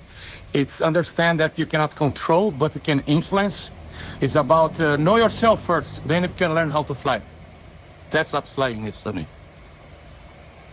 Yeah, it just came in my mind that I don't believe I said that, but yeah, that's what it is about. And a few more other things. Yeah. What comes out when you combine fear? Fear and flying. What fear is part of it. If you don't have fear, you're going to have an accident. So to have courage, you have to have fear and go against it. It's two parts of the same thing. You know, to have courage, you have to have fear. So it's good. It's just how you deal with it. That's it. Trust. You trust in yourself. The more you do, more you trust. But you have too confidence, then start to do stupid things. You don't do all the check. You know, you push your limits. That's the point. You know, it's a contact between you, the equipment, and the nature, the weather. It's magic. It's magic. Who does that know? And where does growth happen? What then? Where does growth happen? You know, when you develop yourself as a paraglider, when you come better, in what areas in paragliding is this happening? I'm starting the littoral, you know, in the Santos, São Vicente. So it's the front sea side. So it's kind of boring because you're just lifting in the mountain. And then I went to the countryside and I'm doing cross country now. So it's much more technical. You know, I'm learning a lot of things. Each day is different from the other. So it's, you know, it's about learning. That's all life's about. Enjoy it. What else? Oh man, what's my supposed to properly and on the values. What role plays love towards paragliding in paragliding, or to love to anything that we do? If I laugh, I don't get it. I'm gonna get a question. What influence has love? Love. I don't get laugh. What love? Laugh. No. Like I love you. This, love. What kind of love? Yeah. Paragliding. You know, love is when you wish well for something. Is you don't like it. It's not that. It's that you wish well, expecting nothing. So when you fly, it's that you can't go there expecting something. You just go and you fly the moment. You plan the future, of course. You know, you have a weather forecast and things like that. You check the equipment. But it's about to be present. It's about the magic thing that happened. It's like, there's a name for it. It's the flow. You get in the flow. You, the equipment, and nature become one. You don't think. You just go. That's when it starts to fly. You know, who does it knows. It's magic. It's magic. God. I can call it God. There's people who call gods. There's people who call different things.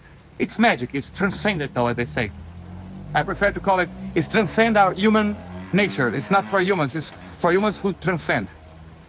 That's good. Beautiful. Thank you very much. Thank you very much. Thank you. Oh, you're welcome. Thank you. Okay, have a good life. Goodbye, you too. Bye.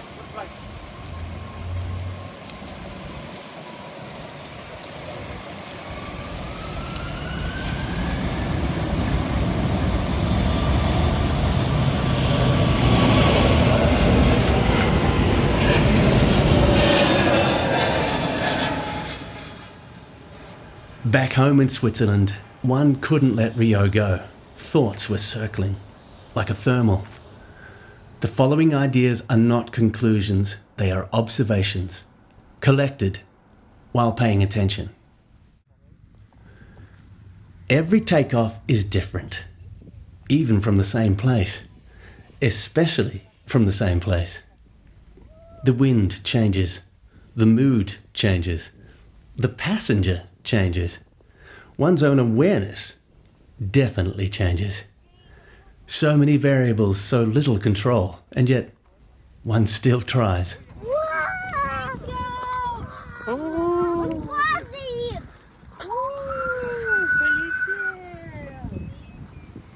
One does not fly in relation to the ground, but in relation to the air, invisible and closer than anything else. Wind is energy doing what energy does, moved by the sun, transformed into motion, felt before it is understood. If one wants to climb, it helps to understand where the energy hides. We can look at the sun. Where there is light, there is shadow. They belong together. The earth warms, and shares that warmth with the air above. Warmer air becomes lighter and begins to rise. That is where we want to fly. We can see metamorphosis in action. It is everywhere. Take a cloud. What is it? It's water, just undecided. Nothing changes for a long time until suddenly, whoosh, everything does. Transformed. A dance between what is within and what surrounds it. No drama, just physics and timing. Sometimes air masses meet mountains and are forced to go another way. They go up instead of forward. This is useful for birds and occasionally for humans with fabric wings. All of this creates a system so complex that pretending to fully understand it would be optimistic, to say the least. Getting it wrong can be uncomfortable or educational, or both. The spectrum ranges from perfectly smooth conditions to, oh, this was a questionable life choice. In Rio, there were moments of pure laminar flow, floating along the rock face of Mount Garver, using the smallest amount of brake pressure, not moving forward, just upward. Close enough to hear the grass shaking in the wind, yet somehow still able to hear the vibrance of São Conrado Beach. Humid air, thick, friendly, like flying through warm tea with honey. Hard to explain, easy to remember.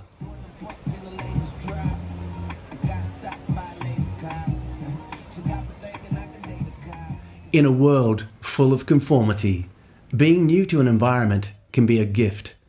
No inherited fear, just curiosity. Flying becomes a conversation with the air, with the body, with that quiet inner voice that is sometimes wrong, but always honest. Sometimes it works. Sometimes it really doesn't. Both are revealing. One adjusts from gentle to decisive, from patient to committed, and occasionally to letting go.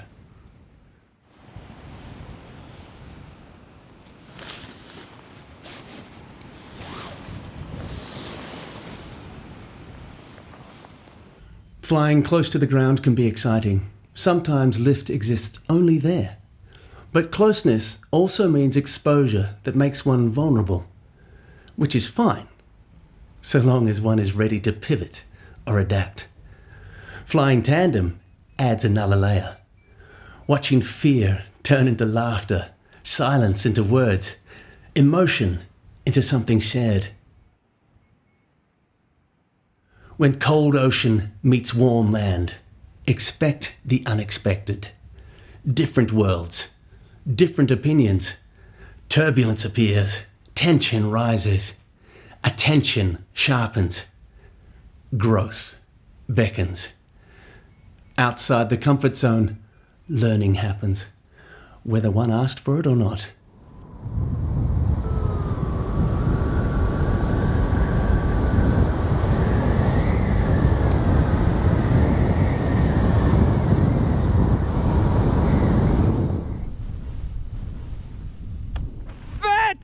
Alter! Der Chris delivered, Alter! Thankfully, there are mentors, people who share their mistakes so others don't have to collect them all personally. And these elegant flying machines of fabric and lines, allowing humans to briefly ignore gravity again and again. The cherry on top is connection, is synchronicity, is love. The images you see here were captured in Austria and Switzerland, but the feelings they elicit are universal.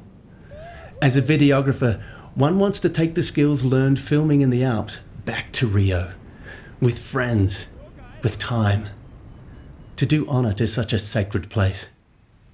If this film resonates with you, or you have thoughts or feelings that you would like to share, please leave a comment below. After all, flying is never just one story. Neither is it a conclusion. It's an opening.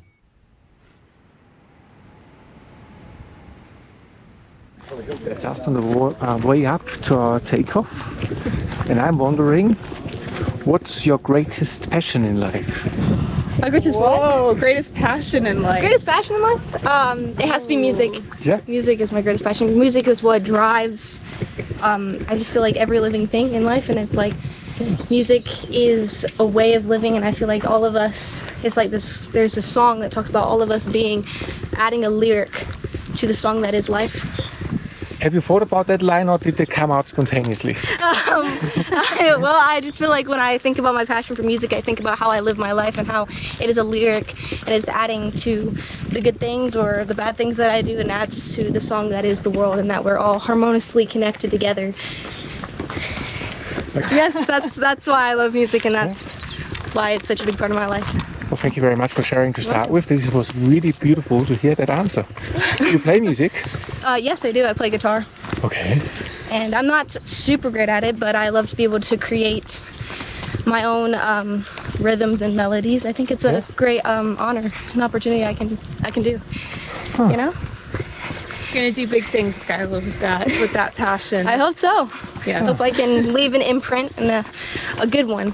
I'm truly impressed. Thank you very much. You're welcome. I wonder whether we can take some videos today. Okay. And you can try to edit them with some music. Oh, I love that. Try to catch the frequency. Yes, I love that. That is beautiful. Yes. That's no big deal for you. Yeah. You'll figure it out. Yes. Wow. So what do you want to do with your passion of music or for music? Do you want to turn that into a profession? I want to turn it into a profession, but more through film, cinematography. Yeah. Oh, that's exactly what I love doing too. Yes. Yeah. I love poetry. Poetry is just, it's essential for understanding the concepts that we can't quite grasp, you know? Yeah. I can't believe you're having this full-on conversation after.